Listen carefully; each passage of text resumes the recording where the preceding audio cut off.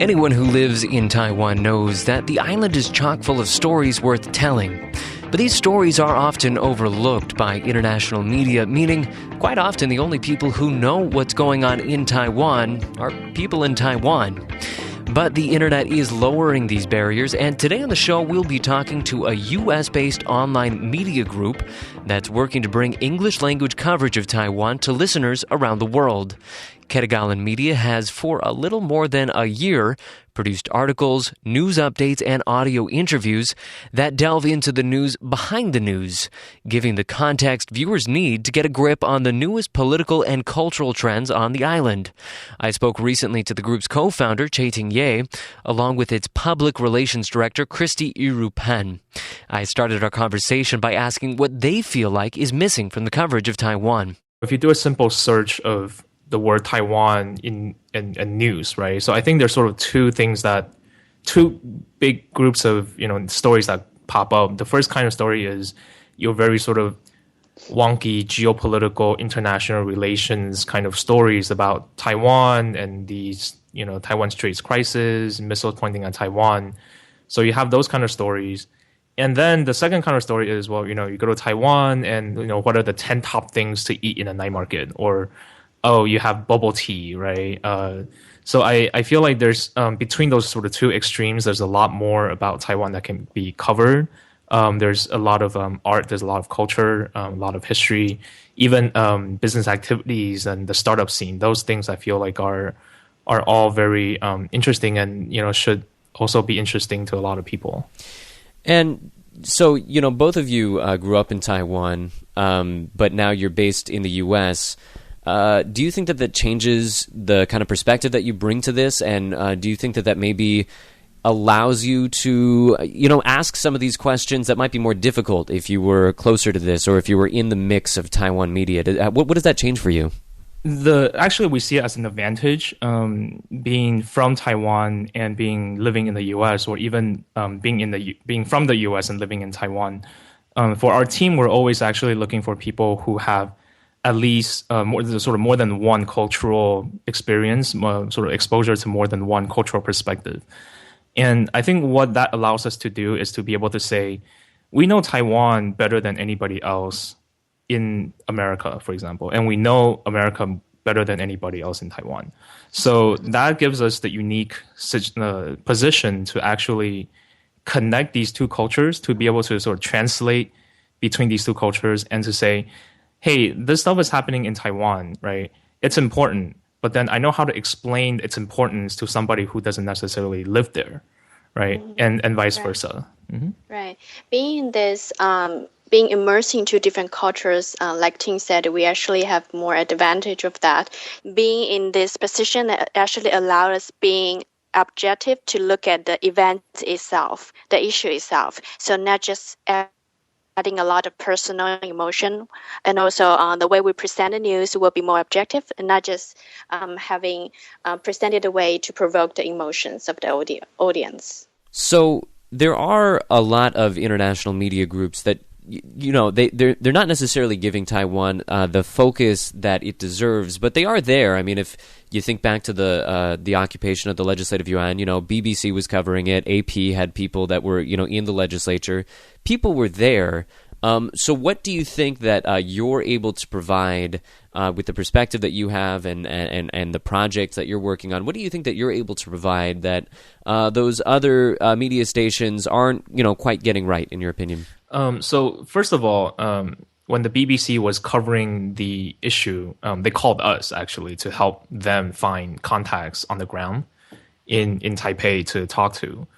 So the difference that we sort of bring is, we have a lot of networks. We know a lot of people, both students that were inside the parliament at the time, and also, people that were outside the parliament, and, also sort of social commentators that were watching and may not be sympathetic to the movement. I would say we know Taiwan, we know the people there, and we understand the culture there much better than anybody at BBC, with the exception of their senior or their longtime correspondents in Asia, right? So that's something that we can provide for them. And sort of on the flip side, I think people in Taiwan definitely see internal affairs, sort of current affairs in Taiwan as very important, and they should, but it's hard for them to explain why that should be important in a global context, right? So, I asked them, well, why is it important? And the reasons why they would say it's important, it's all domestic, right? And, I would when we try to do it, we try to explain to people, hey, it's important because, let me just give an example. So we're actually working on a story right now on Amnesty International's annual report for human rights. And I know like certain outlets in Taiwan have covered this. And the way that's covered is, the report says this, this, and that about Taiwan. Done. Right? The way we do it is we say, the report says this globally. And it says this about Asia Pacific. And it specifically says there's a rise in civil disobedience, there's a rise in activism within Asia. And so we put in that context, hey, if you care about human rights globally with Asia, this is what happens in Taiwan. And we also put in, this is what happened in Taiwan 10 years ago, 20 years ago. And we compare Taiwan to a close counterexample, which is Korea. So we sort of look at what's the same and what's different between Taiwan and Korea. So that's how we would do our news. So you're saying it's about giving more context, giving the historical context, giving the international context. Exactly. And doing that to explain to people, why whatever happened in Taiwan is related to whatever is happening elsewhere. Christy, anything you wanted to add to that? I feel like most events, people in Taiwan can see is more about who is on the stage. What's important is what all the important people reach people. But what we do is more caring about who is in the audience. To me, I look this way, like who is in the audience actually is around you. So what we do is our work, we can help individuals to be more in tune with their environment and connected to it. So it's not just one political incident. It's actually around you. It matters to you. And by doing that, we hope and we can see that we're helping people are, transforming themselves in their communities because they're more in tune in what's happening, what's going on. So it's not just on stage anymore. Actually, it's you. You're in the audience and you matters. So that's one thing we're trying to do. A lot of what you're doing, though, is presenting these stories to a foreign audience. Do you feel like you're able to, because you're based outside of Taiwan, do you feel like you're able to present this in a way that maybe local Taiwanese media wouldn't occur to them, that other people would be interested in these type of stories? Sure. So just to give another example, during the Sunflower Movement, we started live blogging the events, and then sort of towards, I think it was about a week in, obviously the media attention was sort of the main focus of the protest was on the cross-strait services trade agreement. And to us, it was weird at the time. Not many people were actually talking about the services trade agreement and also the proposed legislation that the protest leaders put out, which is like there was I think it was a cross-strait oversight bill, right? And so we were the first ones, I would say, to actually try to find people that were involved in drafting this bill and asking them, well, how is this bill going to help Taiwan? What is their position? And we challenged them on, well, how does this lowers the competitiveness of Taiwan's economic, negotiations, or would this hinder Taiwan's trade liberalization? How would that affect Taiwan's economy? So we were able to ask these questions, and to your question, these are the kind of things that you would see in media coverage outside of Taiwan, right? So, for example, that's something maybe The Economist might ask about, or BBC might ask about, for issues in Britain or issues in the United States or in Europe, right? And so, to being sort of used to that kind of a style, it's very natural for us to think of questions like that to ask. Whereas in Taiwan, I feel like if you're immersed in an environment where the headline news is often, well, who said what and who insulted whom, right? These kind of questions might not come as naturally for reporters to ask, or these questions might not get sort of put on the front page. So I feel like that's sort of our advantage to be able to say, hey, we're coming from this not just from a perspective looking at the issue as from the perspective of outside of Taiwan, but coming from like a style, right? This is the sort of the style of coverage that you see outside of Taiwan. So we want to bring a little bit that back to Taiwan as well. Christy, do you have anything to add to that? I would say that what we're doing is not just circulating information. We actually go in depth about the events or issue itself, and we are there to ask right questions and good questions in order to bring out more content, and that's the advantage of our news. Here at ICRT, we are working as well to try to bring English language coverage of Taiwan, and a lot of the struggles that we have, I'm sure that you have it as well. It's not necessarily easy to bring English language coverage to a country where English is not the predominant language. So this is a challenging thing. You got to find the right people to talk to. You got to translate things sometimes. There's a lot of work involved. Why do you think it's an important thing to do? Why do you think it's worth it to put all this work to bring good coverage to the English-speaking world about Taiwan? Well, let me say this. So I believe that more attention should be paid to Taiwan by the world as a whole, right? So obviously Asia, Southeast Asia, East Asia contains a good chunk of the world's population. It contains a good chunk of the world's economic activity. And is also home to many, possible military flashpoints, right? And so I think Taiwan being, sort of situated in the middle of all this, you would think obviously it should have more importance in people's minds. People should know more about it. That, to me, is a good enough reason to try to provide more English content to people who want it. Now, I feel like the difficulty is, there's not, and people say this, to me, I'm sure you guys hear this too, which is, well, there's just not that many people interested in Taiwan who, speak English. There's just not, the market is so small, right? And, and I would say, well, I don't disagree that currently there are not that many people who are interested in news in Taiwan who are outside of Taiwan. But I do believe that with the right kind of coverage, with the right perspective, and with the right sort of way to explain to people, hey, it's actually more important than you might think, right? And I think that market should grow, right? I feel like there should be more people that should pay attention to Taiwan, and so that's sort of one thing that we're trying to do. Now, a lot of what you've been talking about is why it's important for foreigners, people in other countries, to understand Taiwan.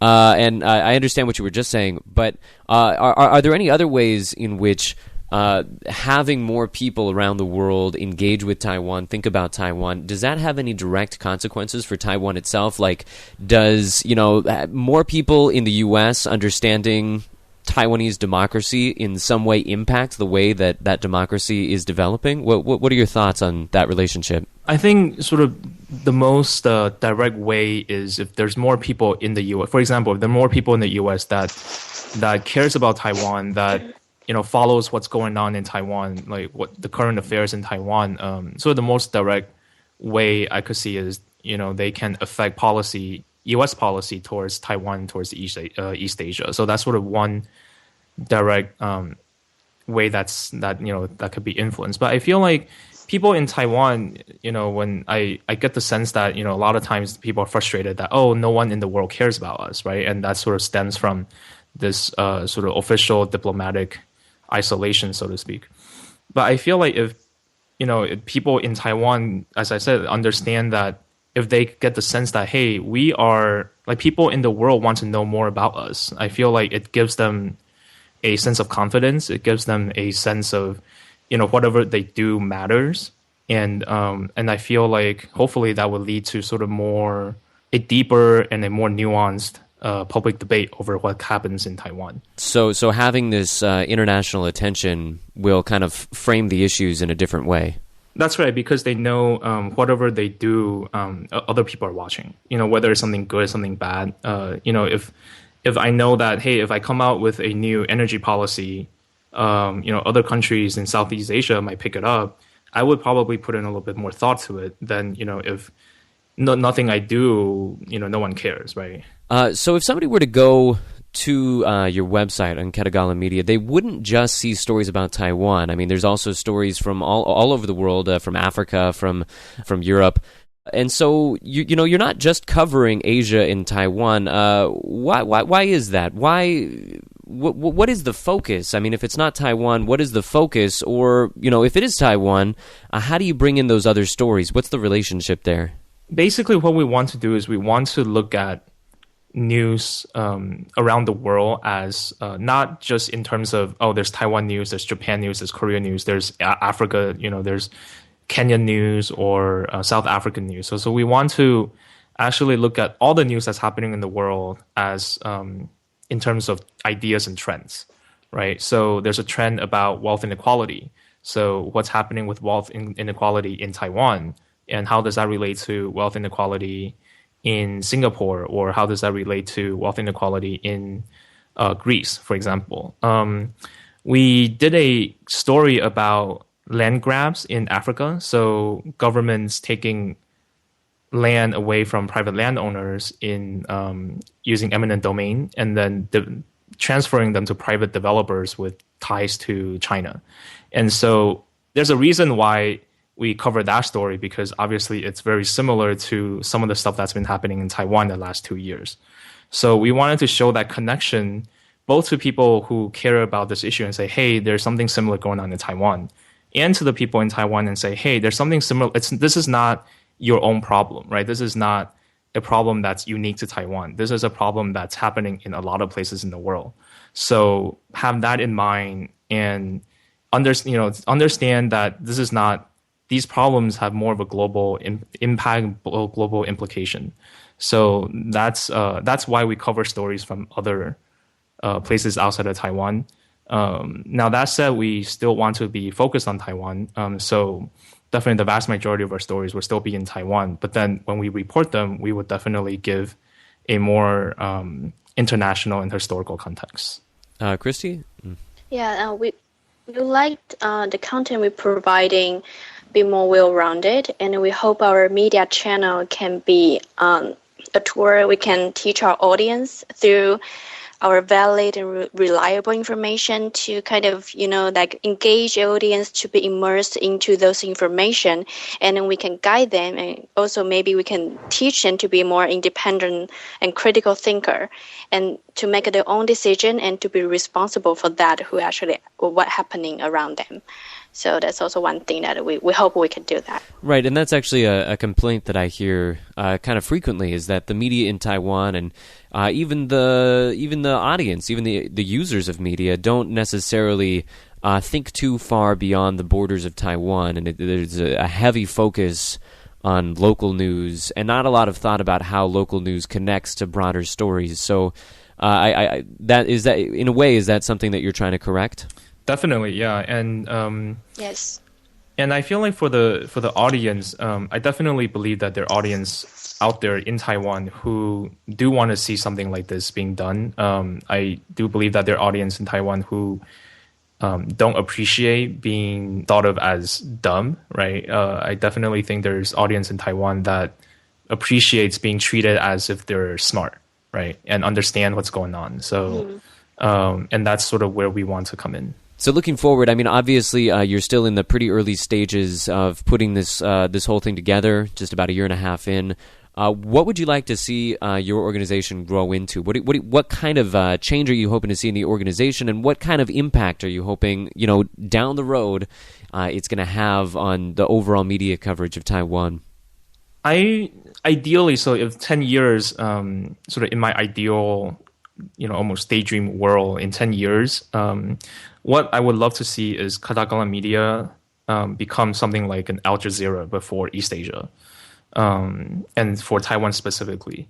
So something that's an internationally respected media organization that reports not just on Taiwan but all over the world, right? But then people understand, that's just a perspective that's coming from thinking about why things in Asia matter, right? And so I would love to see Ketagalan Media do that. I would sort of related. I would also love to see Ketagalan Media become sort of the representative media brand for Taiwan, right? So every country sort of when they project their soft power, right, or culturally there's a respected media brand, right? And so I want people to say, oh, Taiwan, oh yes, of course, Ketagalan Media. Oh yes, Taiwan, oh yes, I read KM magazines, or I watch their videos, or I watch their TV shows, or I watch their news coverage, or listen to their podcasts. And I want people to, I guess it's like this: when you read The Economist or you read GQ, it presents this is what a well-dressed man or a well-dignified man could be, right? And I want people to look at our site, to look at our products, to listen to our audio or watch our videos, read our articles, to get a sense. Hey, this is Taiwan is a really awesome place. It could, this is what Taiwan could be, and so. That's what I would like to see. In terms of reporting more in-depth events or cultural, political things about Taiwan, we also hope that we can have more people in Taiwan to join us, because we want it can be like tell the story of Taiwan through Taiwanese people themselves. So we are not just reporting what's on the news important right now, but also looking for so it can be potential, anything that we think it's related to the future of Taiwan. We would love to have more research on that and report. So that's also what we're going to work on more. Yeah. And if I may just add, obviously, we would love to see our audience grow. Love to see more people like our Facebook fan page at facebook.com/Ketagalan Media. So if you're listening and you haven't liked our page yet, please go check it out and like our page. Yes, that's the homework for all of our listeners right now. Yeah. We've been speaking to the co-founder of Ketagalan Media, Chaiting Ye, along with its public relations director, Christy Yurupan. Thank you both so much for joining us today. It's been a pleasure. Thank you for having us. As always, we'd love to hear what you thought of today's program. You can leave us a comment on our Facebook page or rate and review Taiwan Talk on iTunes. For ICRT, I'm Keith Manconi.